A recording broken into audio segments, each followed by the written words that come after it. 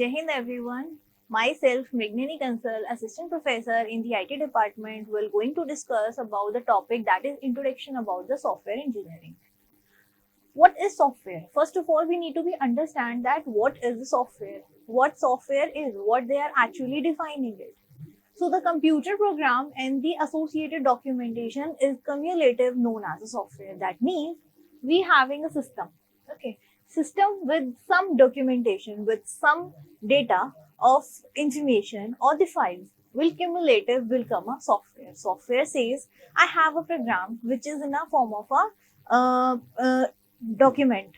I have a program with the system and we want it in with the files. That cumulative is known as a software. The software defined like this. Now, the software having three different parts. What is that? The program, the documentation, and the operating procedure. The procedure through which we will going to be operate all the information through the help of the program is known as the complete software. So, software defined as the program with documentation and operating procedure that is known as the component of the software. That is known as the actually complete software definition will be given by the help of these three terminology: program, documentation, and the operating procedure. Now, the documentation consists of the different type of manuals. How they are actually segregated in the different type of manuals, how they are actually divided into different parts that will be defined here. That first is known as the specification, design, implementation, and the testing. The same procedure we have also discussed in the software lifecycle. The software lifecycle also say, first of all, we need to be take up all the requirements by the customer, that what actually they want in a software, what their demand is, and then we'll create a strategy to design them. Then how they will going to be implemented, how they going to be completely implementation will be done. Lastly, the testing will be performed to assure that yes, whatever we have implemented is in a right format, is in a right way. That is known as the complete documentation, which is manual work, which is done in the different type of documentation performed.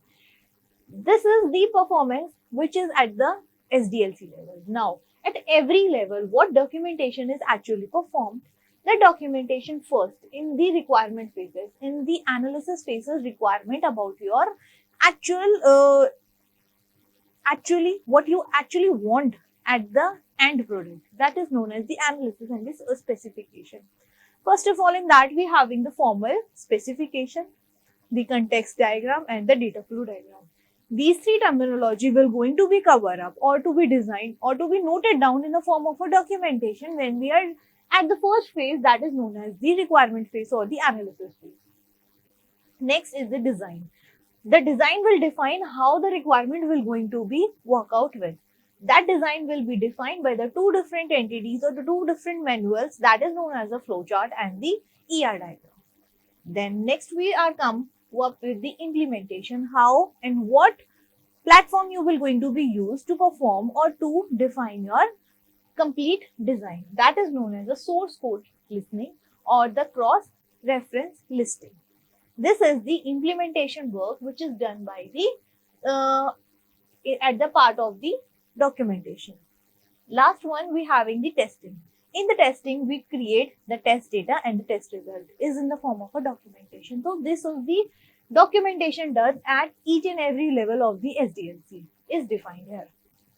Now, what are the different documentation done in the operating procedure? Operating procedure, we have two way.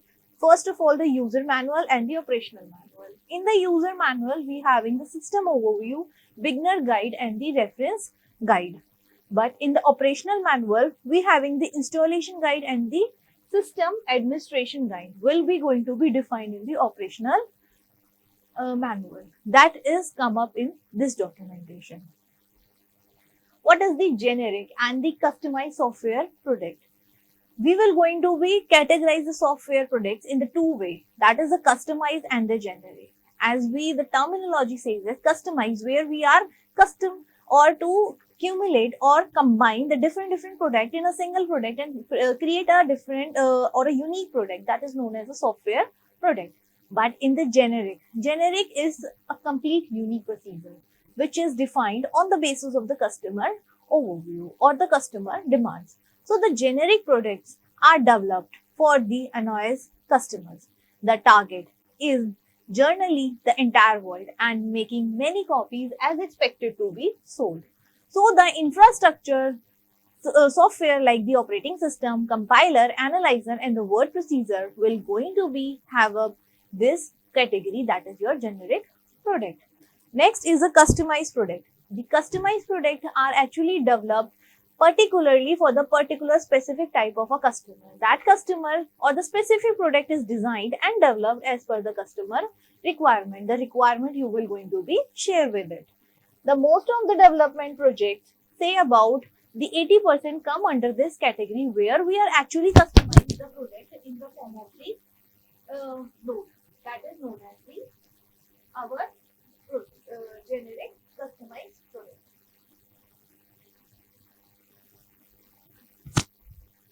Next, we are going to be come up with the software engineering. The software engineering defined as an engineering discipline which is concerned with respect or aspect of the software production. What actually we are defining the software engineering is. Software engineering is defining the complete discipline we will going to be cover up in the engineering in the term of the in the aspect of the software production. The software engineering should adopt a systematic and organized approach to their work, use the appropriate and the problem to be solved, the developed constraints, and use the resource available.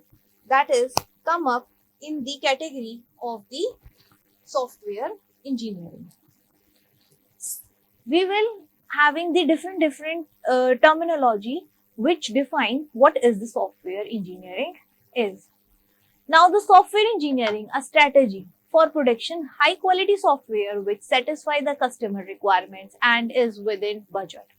Software engineering encompasses a process of management techniques, technical method and use for the tool that is known as the software engineering is. This is the deal with the management technique requirement, that how the complete process will be done when we are come up at the terminology known as the software engineering. First of all, we will going to be plan. According to the plan, we organize them, then we monitor them, and then finally we control this complete procedure. This is in a circular process. Once we control them, we plan for the next process, then organize and monitor them. That is the complete life cycle or the cycle which will be deal with the management technique required for the software engineering is. This is the software characteristics. What are the different characteristics involved in the software? Software does not wear out. That means there is no wear out phase in a software. This graph shows the time and the failure intensity, the combination and the complete relationship between the time and the failure intensity. How it will be. Initial phase, the burning phase, where we are actually collecting the requirement of the software from the customer. Once it's going to be fixed, the useful phase, that means the development phase and the use of the product by the end user. Once it overs, it come out to the wear out phase. The wear out phase will say that it will be ongoing. That means either you will going to be in the maintenance phase or you will going to be in the changing of the complete software. That is known as the wear out. So the software does not reach to the wear out phase. Next characteristic, the software is not manufactured. It is reusability of the component and the software is flexible. This will going to be shown with the help of this diagram and the relationship between the time and the failure rate. That means this line is shown as at the idealized, and this is the change of actual product with the effect of the result will be going to be come up. So the software characteristics is not actually, the software is not manufactured. How you can explain or how you understand that the software is not manufactured? Software is something to be designed. Manufacturing is having some raw material and you will going to be develop something that will come up in the terminology that where it is in a manufacturing. But software is developed, not manufactured. And also, the software is reusable. The component we are using, the code we are using, the and product we are using in a software will going to be used up when we are creating another software. That is, we have discussed in the customized product. And the last one is the software is flexible. Flexible enough to reach anywhere, flexible enough to run anywhere in a platform independent. This is the flexibility characteristics of a software. Now, the software crisis, need of the software engineering. What are the crises occur in the historic? That's why we have to set some of the protocols or some set of boundaries for the development of a software. What are those crises occur? A survey conducted by the IBM in the 2000 report that 31% of the project get cancelled before their completion. 53% of the project exceed to the budget scheduled even up to the 189%.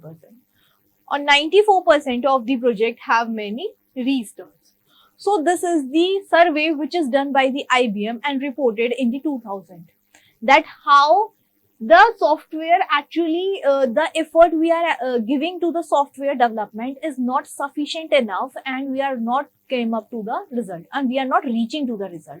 And the failure rate is much higher than the success rate. So that's why this is also one of the reasons that software getting failed day by day. So we need to create a set of boundaries, a set of protocols, a set of parameters which need to be fulfilled by the software before it started in a production phase. So software failure receives a lot more publicity than the software engineering give a success story in their life. So that's why is the come up or the evolution of the software engineering when the software crisis come.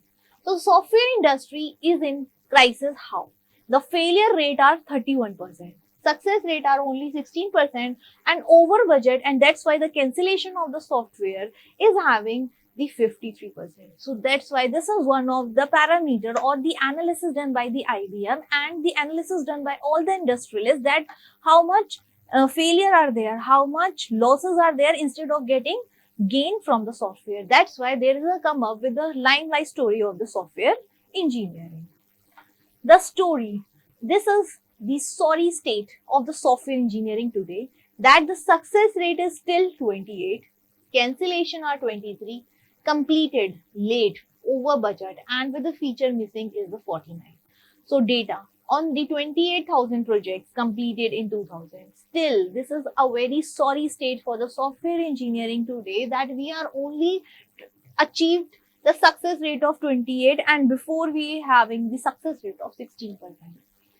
Cancellation are 23. Yeah, we do agree the cancellation before is 31 and we dropped up to 23, but still the completed late, over budget, and the actual and product is not as per the customer requirement is still the 49% of the software. This is very tough to actually analysis of the complete software life. The software crisis, the software cost has not dropped as rapidly as the hardware cost. This cost is not rapidly drop down as like a phone. If a new model come up in a market and once it come up, it will their price dropped after a year. The hardware cost get dropped out, but the software cost does not get dropped out very easily. Developers in the hardware industries have significant effect of cost, quality, and productivity and reliability of their hardware. In the software industry, there is no single development either in a technology or in the management. So technique that by itself promises even one order of magnitude improvement in the productivity in the term of the cost and the availability. So the use of the case tools was through to be a development giving boost to above factor, but the result are very highly unsatisfied still now.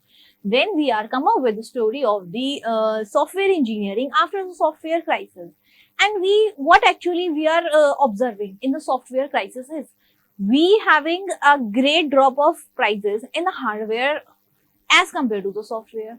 So that's why when the hardware industry person or hardware developer are always focusing on their quality, always focusing on their reliability, their productivity, their cost. So they are improving day by day. But in the software, there is no drop of the cost. So they are very still. They are same as before. They are having no changes in their management, their cost, their pattern of doing. So that's why this lead to the there is no development, no changes, as it is same in a single path with a single line. So that's why the software crisis come, and that's why the failure rate of the software get increasing day by day. So this is the graph which will be defining the relative cost of the hardware and the software. Year by year, how the cost of the hardware and the software are getting dropped. So this is the graph which showing the cost of hardware as reaching the time day by day. So unlike the hardware, the Moore law, processor speed, memory capacity doubles every year. The Moore's law says that we are not like the hardware. The processor speed, the capacity is double everywhere. The productivity and the time with the software, it will be retained as same, and with the productivity of the hardware will increase, because the reason behind the productivity of the hardware is increases because the hardware engineers are having the keen that they need to be update themselves. They need to be focus on the cost, the quality, the productivity, the procedure of doing so, because the rates of product are getting down as it reach to the market. Within a year, the product rate gets down. So that's why there is a competition to do so. But in the term of the software, what is going to be happen as the time passes, after the 10 year also, the productivity in the software is still same, because the cost is not reduced. Once the software enter into the market, it will be retained as same as the cost. Also, there is no drop down of the cost. This lead to the unproductivity for the software. There is no change will be come up in the software when it enter to the market. So the software industry, the software market is still as same in the same line graph as shown in this figure. After even the 10 years of it, there is no change, and the failure rate get increases day by day. So what are the different myths with associated with the software? What actually the myth from the past we are carry over while we are developing a software? What are those? Generally divided in the three groups: management myth, customer myth, and the practitioner myth. So these are the three categories. Getting behind the schedule can be made up by introducing more person. If it may further delay because of the time required for training, the new members will be equivalent. So this is the management myth. When at the level of the management, what the management think that if I increase the number of labor, if I increase the number of person in the single software, it will take less time and the productivity get higher. But this is a complete myth, because if we are including more and more person in a single software, that lead to give more and more time to be wasted to train that newcomers, because everyone need to be trained as per the specific software, which will take more time, and this leads to the downfall of the software. A general statement of objective is sufficient for the software development. The detail can be easily incorporated later. So incorporation of detail is difficult and also costly. This is at the customer thing. Customer thing is, if I say that I need a product, and you just give me this type of product, and they're not explaining it each and everything in a detail, and think that okay, whenever it will going to be developed, I will slowly and at a timely basis, at a time frame, I give you my detail. But this will lead to the failure of the software, because it is very difficult to incorporate the complete detailing about the software. We cannot assume anything as per the customer requirement, that we the developer end, we assume that this will happen or that will happen. That is not possible at all. That's why it is become difficult and costly also, when we are just assuming that this is the task to be performed. Software being flexible can be easily modified. Cost of change is very high. This is at the management.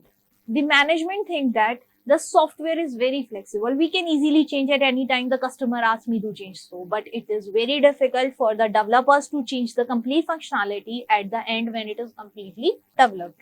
So this is also myth.